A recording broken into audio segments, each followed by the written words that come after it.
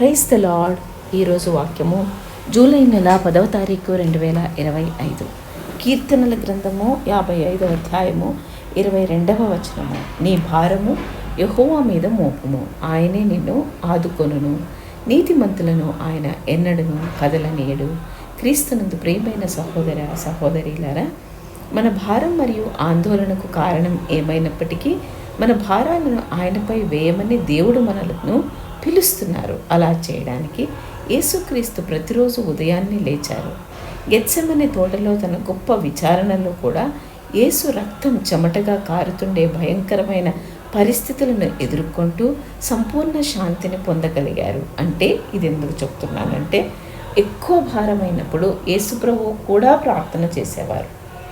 అలాగే మనం కూడా భారం ఎక్కువైనప్పుడు ప్రార్థన చేస్తే భారం తగ్గి మనసు తేలికవుతుంది. మీరు దేని ద్వారా వెళ్తున్నారో అది దేవునికి భరించలేనిది కాదు.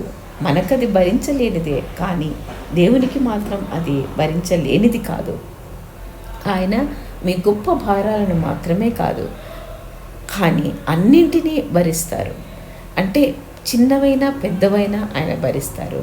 క్రీస్తులో జీవించడం అంటే ఆయన సులభమైన కాడితో భారం నుండి విముక్తి పొందడం. కాబట్టి ప్రయాసపడి భారం మోసుకొనిచున్న సమస్త జనులారా, నా యొద్దకు రండి, నేను మీకు విశ్రాంతిని కలుగజేస్తానని యేసు ప్రభువు చెప్పారు.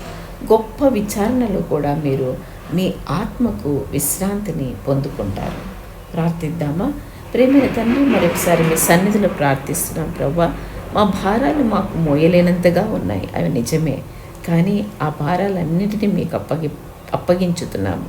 మీకు అప్పగించిన తర్వాత మా మనసులను తేలికగా చేసి, మా భారాలు భరించి, మాకు శాంతిని అనుగ్రహించి, మా రోగాలను స్వస్థపరిచి, మాకు అభివృద్ధిని కలిగించమని యేసు ప్రభు నామములో ప్రార్థించి పొంది ఉన్నామని నమ్ముచున్నాము తండ్రి. Amen, amen, amen. చిరునవ్వు నవ్వు యేసు మీ భారాలను మోయాలనుకుంటున్నారు. దేవుడు మిమ్మల్ని దీవించును గాక.